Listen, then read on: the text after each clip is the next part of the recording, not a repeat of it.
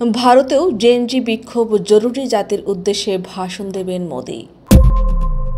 ভারতেও নেপালের মতো জেএনজি আন্দোলন দানা বাঁধতে পারে। শনিবার এক অনুষ্ঠানে গিয়ে এমন মন্তব্য করেছেন রাজনৈতিক দল ভারত রাষ্ট্র সমিতির কার্যনির্বাহী সভাপতি কে.টি. রামা রাও।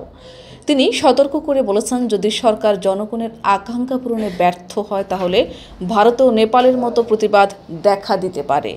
শনিবার ২০ সেপ্টেম্বর ভারতীয় সংবাদ মাধ্যম এনডিটিভির যুবা কনক্লাভে বক্তব্য দিতে গিয়ে তিনি বলেন, নেপালে যখন জেএনজি বিক্ষোভ শুরু হয়েছিল তখন তাদের উপহাস করা হয়েছিল।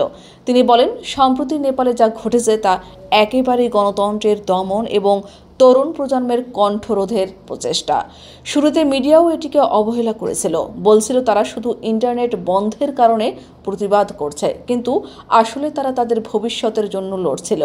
যখন তাকে সরাসরি জিজ্ঞাসা করা হয় ভারতেও এমন প্রতিবাদ হতে পারে কিনা, তিনি স্পষ্টভাবে জানান, যদি সরকার ব্যর্থ হয়, সরকার যদি ভারতের জনগণের আকাঙ্ক্ষা পূরণে ব্যর্থ হয় তাহলে কেন নয়, হ্যাঁ সম্ভব।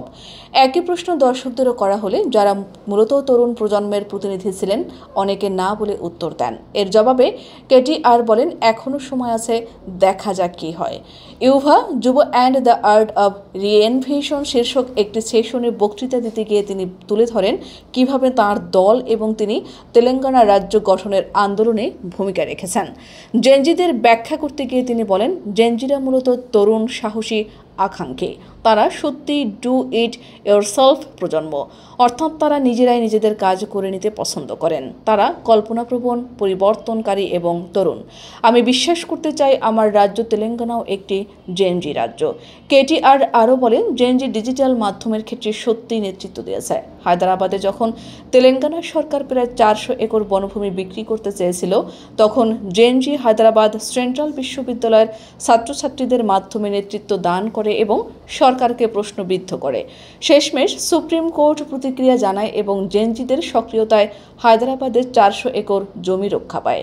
কে.টি.আর মনে করিয়ে দেন, কেবল সোশ্যাল মিডিয়া অ্যাক্টিভিজমই যথেষ্ট নয়। তিনি বলেন, জেএনজি প্রজন্মকে এখনই নিজেদের সুযোগ নিতে হবে। তিনি বলেন, পৃথিবী ধীরে ধীরে বড় হচ্ছে, কিন্তু ভারত আরও যুবক।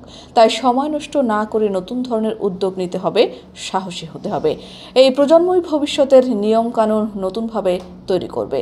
প্রসঙ্গত, ভারতের জনগণের উদ্দেশ্যে ভাষণ দেবেন দেশটির প্রধানমন্ত্রী নরেন্দ্র মোদি। ভারতীয় প্রধানমন্ত্রীর দপ্তরের এক্স অ্যাকাউন্ট থেকে বলা হয়েছে বিকেল ৫টায় ভাষণ শুরু হবে, তবে কোনো ব্যাপারে তিনি ভাষণ দেবেন সেটি স্পষ্ট করা হয়নি।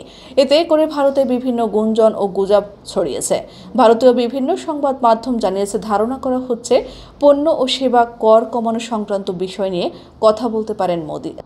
এছাড়া তার ভাষণে অন্যান্য বিষয়ও থাকবে। এছাড়া ভারতীয় পণ্যে যুক্তরাষ্ট্রের ৫০% শুল্ক আরোপের বিষয়টি নিয়েও কথা বলতে পারেন তিনি। ভারতের সঙ্গে বাণিজ্য আলোচনা ফলপ্রসূ না হওয়ায় এবং ভারত রাশিয়ার জ্বালানি তেল কেনায় দেশটির পণ্যে ৫০% শুল্ক চাপান মার্কিন প্রেসিডেন্ট ডোনাল্ড ট্রাম্প। মোদি সর্বশেষ ১২ মে জাতির উদ্দেশ্যে ভাষণ দেন। ওই সময় পাকিস্তানে চালানো অপারেশন সিঁদুর নিয়ে সাধারণ মানুষকে বিস্তারিত জানান তিনি।